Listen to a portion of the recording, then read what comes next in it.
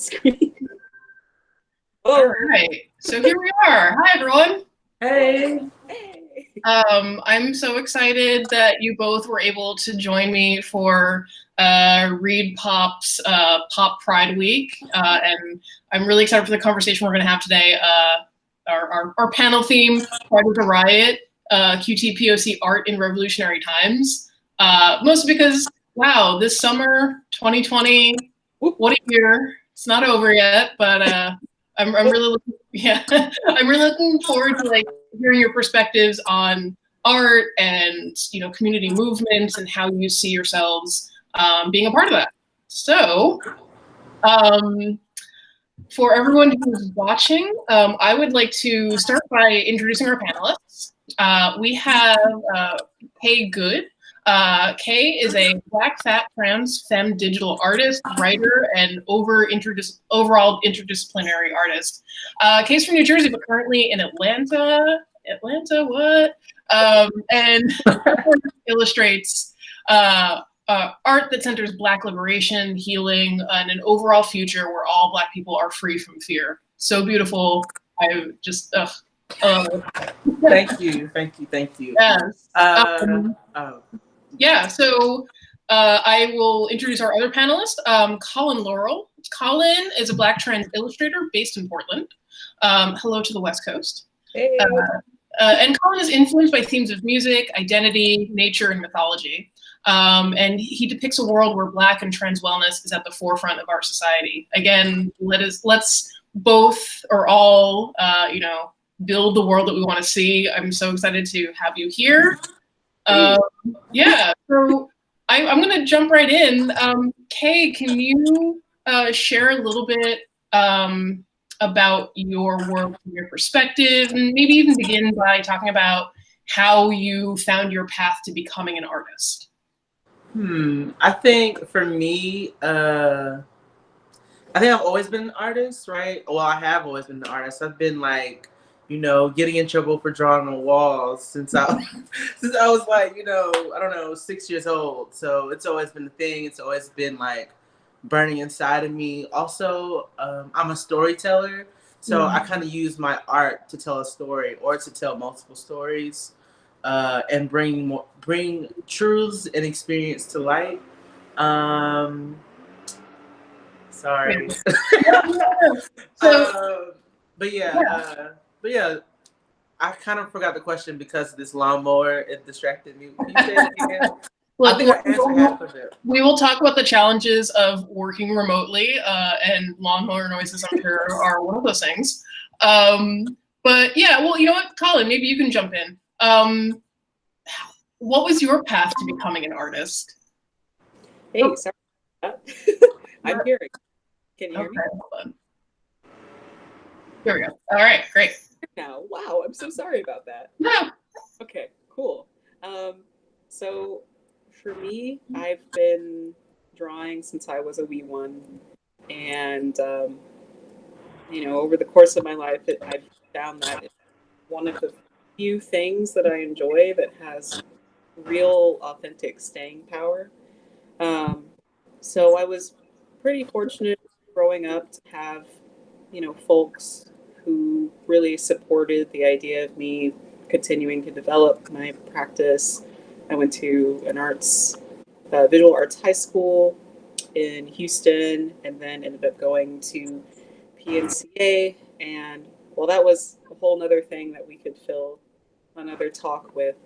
I have met some of the most wonderful people who have continued to mentor me and really encourage me to pursue my work. And as far as, art activism goes, I kind of just fell into it. I've always made art as sort of a form of, self-therapy and self-help and expression. It's one of the few ways that I can really engage with myself and others and communicate my feelings with. So I really fell into these great opportunities where people were seeking to uplift BIPOC and QTPOC. And, ever since then, I've just followed that path. And I really hope to follow that path.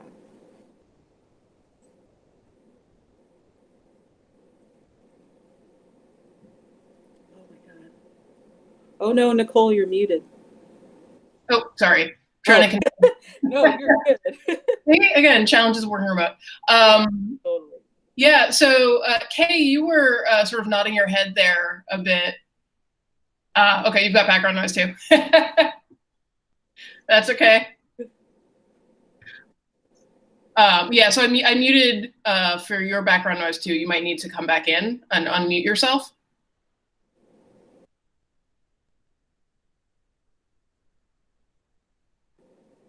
I think we could write that in the chat too.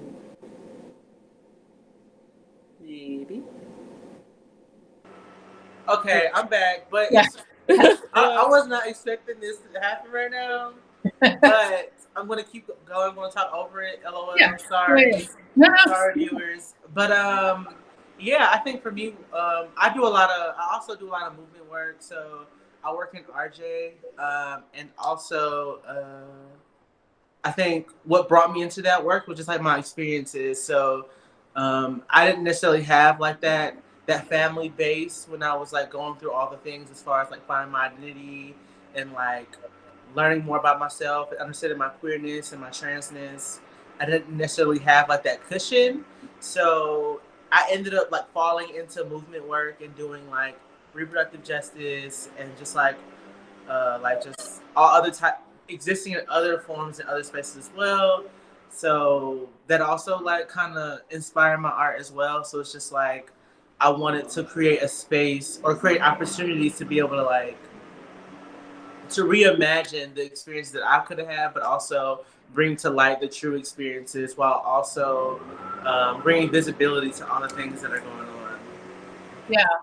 That's really interesting. So I'm curious, you've both spoken about being younger artists or, your art developing from the time that you were very young.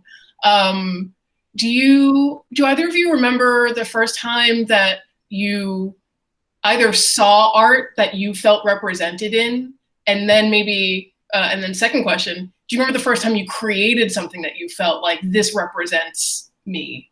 This is my image. Colin? I have a really embarrassing answer. Well, if you're fine sharing that with a few thousand close friends, go on. Okay. So I loved video games growing up. I still love video games. I wanted to be a concept art man for the longest time. And I wouldn't say this necessarily represented me, but it represented something that I could see myself doing and something that I saw possibilities in. Like I love drawing Sonic the Hedgehog and Spyro the Dragon. But as far as, my identity is concerned, I have this wonderful book called, I think it's called Black Separation. And it's this massive tome of Black film posters over the last century or so. And I can just recall as a kid trying to replicate the visual language I saw in posters and trying to do that all by hand and thinking, I don't know how they do this. But nowadays, kind of knowing the history behind those posters and also the history behind how they made them, I think is really fascinating and is such a wonderful way of communicating not only, what that story is like or what that universe is like, but also like a reflection of what's going on at the time and like what the director's intent is. So, yeah, I think that was kind of my awakening. That and Sonic the Hedgehog. So like two very different ends of the spectrum for me. Yeah, I'm actually, as we're talking, and Kae, I'm going to switch to you as well. Colin, as you were mentioning, seeing movie posters and being inspired by that. Let's see. I want to share an image. Oh, who's that? So yeah, I'm sharing an image of one of your posters that to me, and has a lot of qualities. Like you're telling this big story with bold visuals. Like this to me is sort of a movie poster of its own, where it's telling a story. It's like a big, yeah. I can see sort of those influences. I really appreciate. I want to learn more about this story. But we'll definitely talk about your work as we continue. Kae, yeah. So do you have a moment of either self-recognition or even lack thereof? Creating or like seeing other art and then maybe inspiring you to do your own.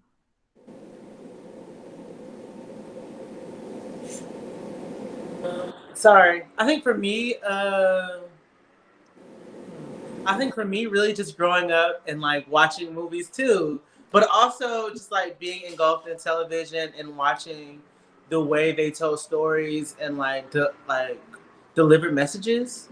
I think those ways that very much like inspired me in how I like tell stories, even if it's just through like art that isn't like animated or like some sort of like film or movie. I still like take some of those elements and like put it into my art. Yeah. I switched over to your fight for Black women, Black women and femmes, which I love because it's taking an iconic image, but also you use this as part of like your educational work, because this was paired with some other images where I feel like you draw people in with this image that has your own take on it, and then you're like, but also let's talk about Right. Wow. So that's actually one of my favorite films. I have a lot of different types of films that I really like, but that's one of my favorite films. I think for me, I really fall in love with like how Black women tell their stories, and just like their experiences and how they move through the world and move through like, I don't know, like just try and I guess overcome all the experiences that they've like think when like I guess white supremacy or just like the world in general try to like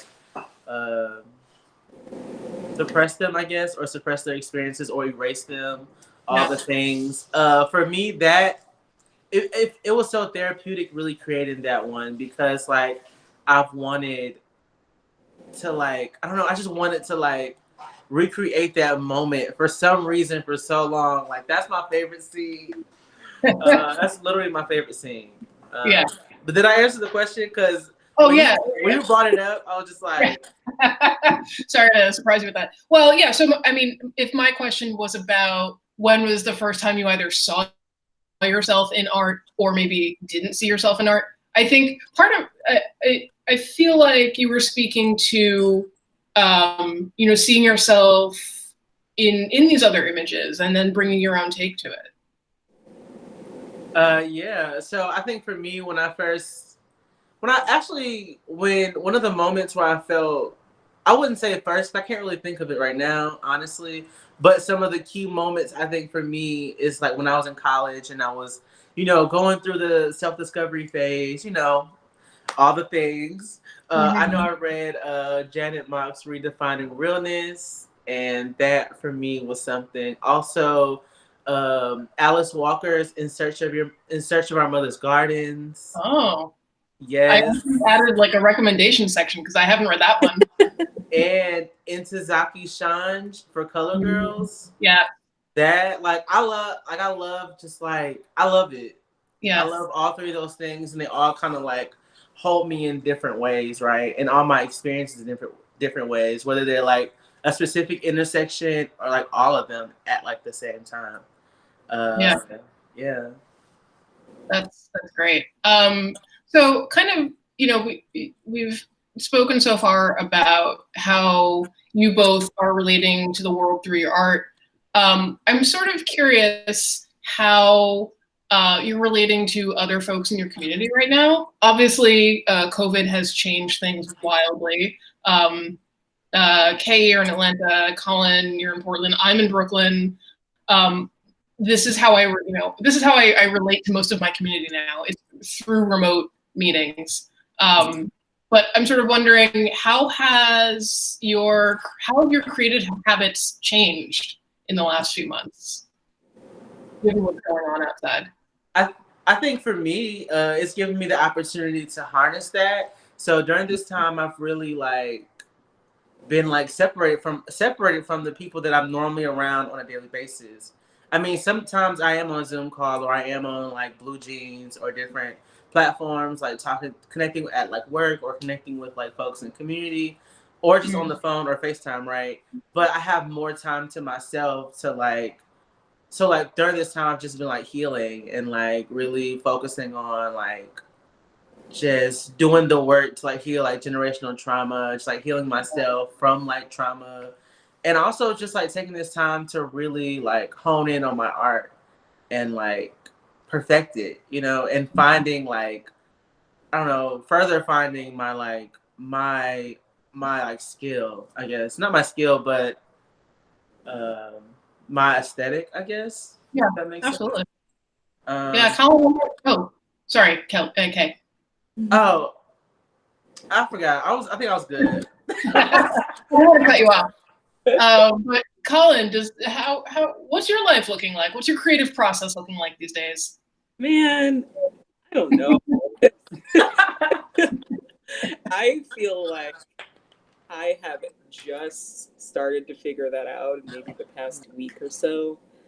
Because do you know that meme, the little kid who's scratching his head, and usually the caption is "Damn, I really don't care," but people have turned it into "Damn, I really picked a bad year to get my shit together," because Oh my God. things were really coming up Colin, and then the lockdowns hit, and I was like, "Oops." So for me, it's been a matter of extreme adaptation, and some days really are easier than others. Um, I'm living alone for the first time in my life, and it's been a dream and a blessing, and also kind of a curse, because I'm used to having relatively easy access to people I love and places that I consider safe spaces. And nowadays, due to circumstance, we don't necessarily have that. So for me, it's been a very gradual learning process, wherein I very, very fortunate right now to be able to have the track to start making work again, and also make work for really cool people. But it's been a struggle, honestly. There have been a lot of days where I'm like, I don't want to make art, I don't want to do anything. There's so much civil unrest. I want to do that for my friends and my community, and some days I just want to take a nap and stare at the wall. So Yeah. honestly, again, a huge learning process, but I think it's slowly starting to get easier for me, and I'm very grateful to be at a point where I'm starting to connect with my work again. Yeah. Can I add one more thing? Please. Okay, I'm sorry. I wanted to add, I know you asked the question as far as what does it look like to be in connection with community. I think for me, I mentioned Zoom and stuff like that, but also just really being intentional about how I check in on folks, and what that looks like for other people, and asking folks what they need, people asking what I need, just being more intentional. And I think that also created this space for me and the folks that I'm connected with to just listen to our bodies more. So I know for me, during this time, it's been a lot. It's been a lot. And I live in Atlanta, and I know y'all know, if y'all don't know, it's a lot going on. Yeah. Yes, a lot. But yeah, so just really being intentional about how I listen to my body and how I check in on folks as well. Right. Yeah, it's I think, Colin, you were saying some days you don't want to work, or you just want to stare at a wall, and I think that's so relatable. because I'm not, you know, my background is not me. I'm not an artist. I'm an organizer. So organizing FlameCon and with Geeks Out.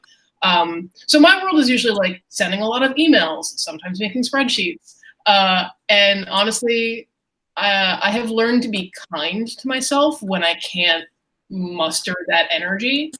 And even, you know, gosh, like when the news started coming out about George Floyd, and it just kind of kicked up some dust about, you know, there were more videos that I didn't want to be watching, and I had to make a conscious choice to step away from that. And I think sometimes giving yourself permission to just like disengage is just as important as, you know, reaching out, or in my case, being the extroverted introvert. So I think, yeah, I you know, and to Kae's point too, I've been using this time to heal, and that feels really just, you know, really important. So, yeah, go for it. If I could add just like the tiniest thing to say, I really feel what Kae was saying about, you know, really connecting with people and taking the time to check up on loved ones. You know, like my family especially, we don't have the greatest relationship, but this distance between us is not only physical and geographical, it's like in the climate now, just based on how this pandemic is going, is when we'll see them again. So, you know, even though we don't have the best relationship, it really does bring in a perspective about how you should have those conversations and how you should cherish them, you know, while you can. And again, you know, disengaging, I think, is also really important, because if we don't rest and if we don't be kind to ourselves, then we're not going to have the energy to put back into our communities and to keep taking action. So yeah, I just wanted to piggyback off of that. Yeah. So as you know, this month is Pride Month, and also we've seen a lot of unrest when it comes to issues around police brutality and violence against you know, LGBTQ folks. I'm curious. You know, we talked a bit about self-care, but I'm curious about what brings you joy, right? So there's this idea, I think a lot in the media, it focuses on, when we're talking about stories about Black and brown people, or we're talking about stories about people in the LGBTQ community, there's a lot of focus on the stories that are like, there are tragedies. And certainly I think it's absolutely warranted for us in our community to talk about those things. But I want to hear about what brings both of you joy. Okay. I was waiting. I didn't want to, you know, talk at the same time. but honestly, just like, you know, getting on the, it's a few different things. So honestly, I would say creating art, but being intentional about the art that I'm creating. Yeah. Also, I live with, I have like 3 roommates. So I have a 4-bedroom. So my best friend lives here and my partner lives here too. Those are one of my room, but both of them are one of my roommates, or each of them are my roommates. Yeah. And honestly, like, we just like, we hate watch stuff. We just like, we talk shit. Like, we just like, you know, do all the things. We laugh, like, just all that stuff. I think just like being able to have the ability to do that really feels good. And also resting. I work from home, but also I feel like I have more time to like rest, because just thinking about like the daily commute that I used to have to do to work, or like thinking about all the little things that I had to do, it took a lot out of me. Even literally, not even just like being at work, but like having to go there, the process of getting ready, the process of what shirt am I going to wear today, like all these things, right? I never realized how much they affected me until like now. So like me just being able to find time to like rest and also like find time for laughter is like so important. So getting on TikTok, getting on whatever, and just like, you know, my best friend, she always sending me like these super funny videos. So we're just like, I always check my inbox in the morning on social media, and I have like 50 messages, 50 messages from her. And I'm like, okay, when I feel down, I'm gonna look at these, and then like it's gonna be like a little pick me up, you know? Yeah. Colin, what about you? What's bringing you joy? God, I agree, and I'm so glad you touched base on the idea of how exhausting commuting can be, because right before the lockdowns really started happening in my area, I'd finally secured a job where the commute was next to none, and I'd been used to commuting for maybe an hour both ways, maybe more, um, every day. And even as you were saying, the idea of what to wear, and especially the idea of what to wear as someone whose perception of who I am can be very fluid on like a day-to-day basis. It's just like, how am I going to present today, and how is that going to affect how I perceive myself and how confident I am. So it's been kind of nice to just like I'm still wearing my PJ pants right now. It's kind of nice to be in that environment despite the circumstances. That also makes me really miss having roommates. So so thankful to have my own space.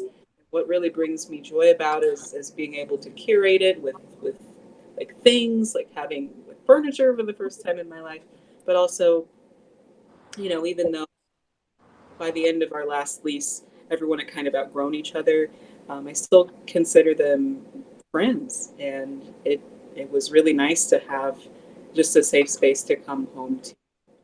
So I was really happy to hear about Kae. How about, you have this space where you can just laugh and hang out and share stories with each other. I think that's so important right now. Yeah. I too, this is also my first time living alone. And it's so funny. I've done a lot of self-investigation. I feel like I'm with myself. I can't leave and then exercise all this good self-knowledge I've got, but eventually I'll get there. But I kind of want to steer back to talking about your work, but both of your work in this time. And actually, I want to note, I think one of the ways that this pandemic has shaped how our communities are communicating, but also who's in those communities.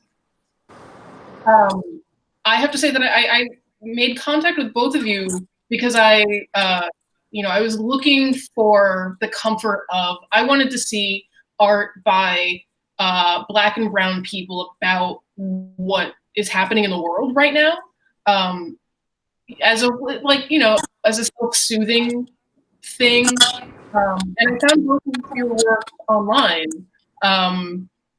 Colin, you had participated in the hashtag Drawing While Black on Twitter, which has, for everyone watching, just search hashtag Drawing While Black. It will bring such peace to your soul. There's such great design, so many talented people out there. And Kae, I found your work in relation to, you did a commemorative portrait for justice for Dominique Fells and Rhea Milton, and that had taken off too. And so it felt like my community of people, like I now get to call you members of my community, even though I didn't know about your work. And I don't know that I would have done that had I not been, thinking more about the self in isolation and using the internet for good, really. But I do want to throw some questions about your work for Kae, and if you'll give me a second. Hold on.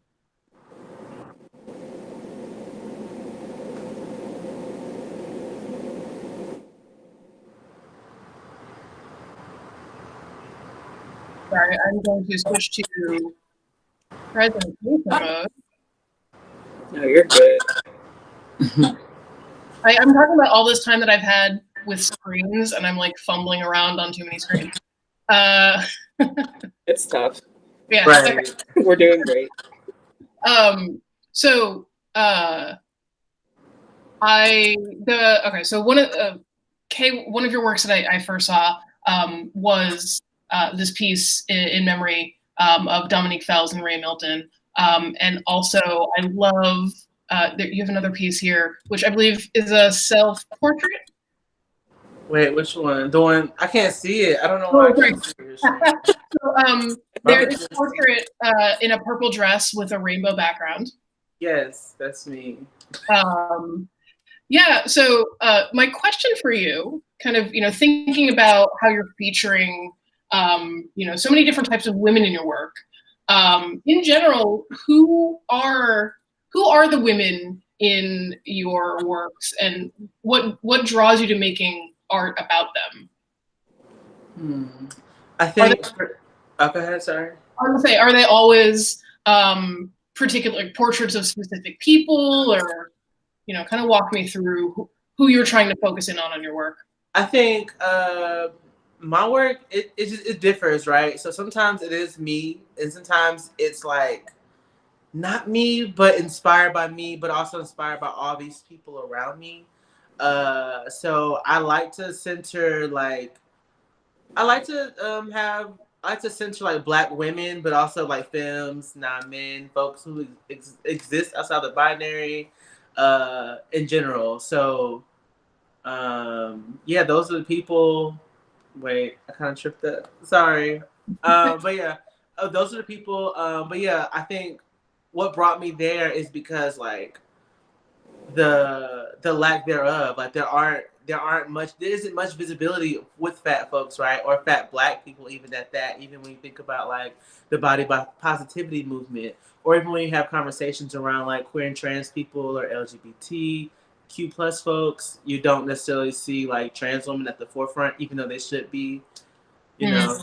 But or even like non-binary folks. I think for me, lately it's just been about like creating like, I don't know, being inspired by like the people around me, and like those things aren't necessarily tied to gender, because some of these folks may not even have a gender. They're just something that I'm creating, and I just want to like fall in love. I'm falling in love with like bringing Black people to life in my art, especially in digital art, because I am still kind of new to digital art. I've always done art though. I've painted, I draw, I like have done a lot of different things, but I'm still fairly new to digital art, and like just like really honing in on that, and like being able to like, I don't know, bring people to life just feels so good. And just seeing like the way people like perceive it and take it in feels even more like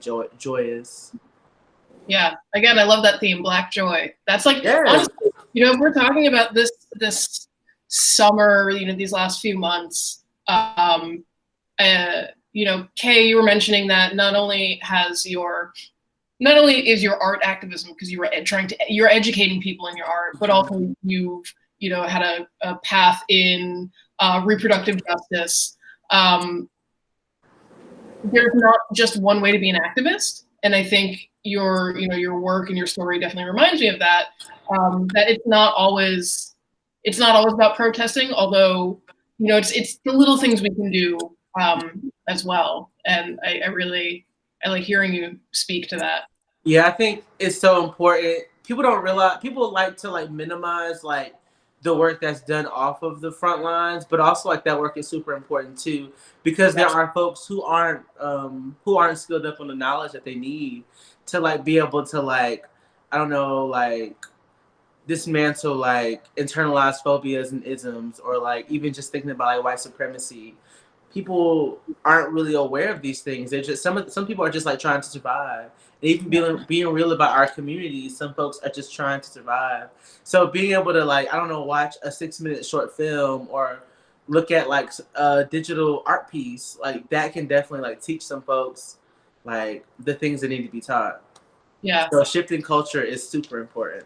Yeah. And I love that. And part of the reason why I wanted to have this conversation today is that I love how art by and about queer people of color is being centered in these movements. I'm thinking about a couple of weeks ago in Brooklyn, there was a Brooklyn Liberation, which is a march for Black trans lives. And I heard about it through, sharing on social media, and I was drawn in by the work of art that was associated with it that just had like brown figures smiling, looking joyful. Yeah. And I like to think that, that piece of art played such a critical role to me in getting 15,000 people to march through Brooklyn in support of Black trans lives. It would not, I don't like, right? Can you just imagine like a text post being like, hey, we're going to do this thing? Probably would have been effective. But like the feeling that art can like bring up in people, like I find that exciting. But Colin, I want to talk about your art as like, you're a working artist. You've worked with, a bunch of different organizations. And the thing that I wanted to ask you is, I have a background in nonprofit work and arts organizations. I worked at museums, galleries, and I can definitely say that, a lot of these spaces they're often majority white spaces. And could afford to have a bit more diversity. But you've also partnered with different organizations in your poster work or your artwork. I'm going to share some things. So I'm sort of, I'd like to hear you talk about what it's been like working with different organizations, and have there been with the organizations that you've worked with, why have you chosen to take that work on? And then also, if you could hit a little bit on, if there's something specifically that you liked in the way that organizations approached you, how can other organizations approach other, queer trans folks and actually work with them in a positive way? Right. Yeah, totally. I think that's a wonderful question. So for me, I think right now I see you're showing a piece I did for Forward Together. I worked with them on this piece as well as the piece with that one, yeah, the trans kids, running along the beach and having a great time. For me, the most wonderful thing about working with them is that they specifically go out of their way to work with BIPOC and QTPOC artists. And not only that, this poster in particular, they did this really cool project for T-Door where they paired artists with poets to collaborate on poetry and visual art. So this was born. So the T-Door, that's the Trans Day of Remembrance. Yeah, Trans Day of Remembrance, and as they're calling it separately, Trans Day of Resilience. Again, reframing, so it's not just tragedy. Yes, exactly. And one thing again that I really liked about Forward Together and some of the other orgs I've worked with is that I feel like, especially around certain times of the year, art directors and editorial publications will remember that Black artists exist, and they'll be like, hey, we need to draw Black tragedy, and we need to draw Black bodies being brutalized in some sense. And we can do that for sure, but I feel like it's way too easy for them to forget that we can also draw Black joy. We can also draw scenes of liberation and scenes of us lifting each other up. We're not just here for Black History Month or for Pride Month to kind of centralize that idea that we can only draw Black pain. So again, I've been super, super fortunate to have been approached by these organizations to specifically depict a world of Black wellness, trans wellness, celebrating our elders, as I did in the previous piece. So if anything, you know, if anyone watches this and they do work with these sorts of organizations, I would really recommend to, you know, promote that and celebrate us and really kind of tap into what we can do as artists. Yeah. I'm thinking of, I've seen, speaking of being on social media a lot more, I love what I'm seeing so far about companies recognizing that they should regularly be in contact with people of color. They should have these people as permanent fixtures on their team. And most importantly, you should pay people for their work and pay them at competitive rates. Because that's how you foster long-term change, right? Survival, like it's not just about surviving, it's about thriving and creating an environment where, queer trans folks are able to commit or contribute and sustain themselves. We get that's the world that I want to live in. Yes, definitely. Yeah. So speaking, we're gonna wrap up in a little bit, but if you both could share, is there anything you're working on now, or in general, where can people find you work? Kae, where can people find you in your work? Okay. I thought we always are trying to go at the same time. Or maybe sorry. No, it's okay. I don't want to hide. I have a very expressive face, so my mouth is But for me, you can follow me on Instagram at GoodeGawd, GOODEGAWD, and that's also where you can find my work. I have a link tree in my bio. Also, I guess I sell some of my art. I sell prints, I sell t-shirts, I sell all the things. So if you follow me on Instagram or search my Instagram, you can find my link tree. And then I have a Teespring. So it's the same. It's at GoodeGawd, One of the best handles. So good. Good God, Good God. But yeah, awesome. That's where you can find me and my art. I'm trying to think if I'm missing anything else. Are there any other things that you want to draw attention to? Maybe not your art, but other things you're invested in promoting, getting the word out about? Honestly, I would just say stay up to date with what's going on. Also, taking care of yourself for my Black folks, my queer and trans folks, my folks who exist outside the binary, all the things. Also, folks who have the ability, please donate and support these Black trans folks and these Black folks in general, and just Black queer and trans folks, right? Please support them. There's people out here with GoFundMe's. There's people out here who need emergency support.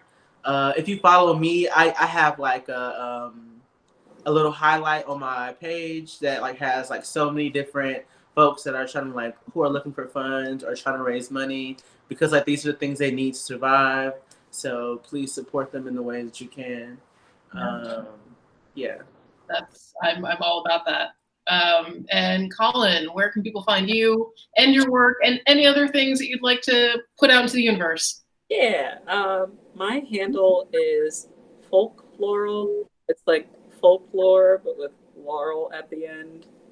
That is my handle on Instagram as well as Twitter. But with Twitter, there's an underscore at the end because there is a Japanese folkloral account that has been unused for 6 years. But aside from that, you can also find me on colinlaurel.com. I did have an Etsy shop under Folkloral. It's been under extended hiatus, but it will be open one of these days. And as far as putting things into the world, again, as Kae was saying, just take care of yourselves. It's really hard out there right now. Please take a moment of rest and healing if you can, but also continue to stay aware, because I feel like some of the some non-Black folk have been like, hey, the protests are over, so we can just go back to normal. And I'm like, no. No. Not only an ongoing new thing. normal, but this also isn't, you know, Right. the last destination. There's so much more. Exactly. It's an ongoing fight, and it's going to be going as it has been ongoing for several decades now. So, you know, please tune into that, donate if you can. Just stay aware and keep sharing those resources, because even a couple of shares really help spread the word. Yeah. Even a dollar goes a long way into helping someone survive. So, yeah, just stay alert. Thank you for your attention. Yeah, well, thank you both for joining me. I'm excited. You know, obviously this year has had some ups and downs and some unexpected changes.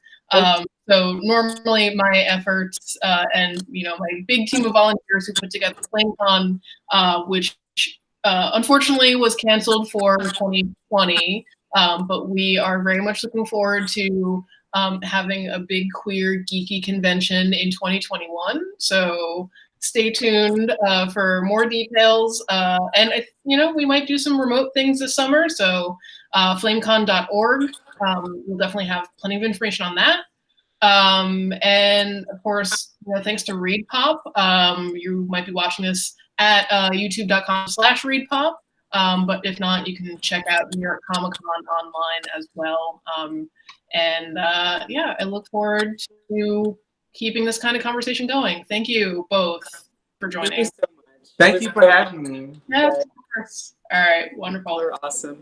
Bye. Have a good day.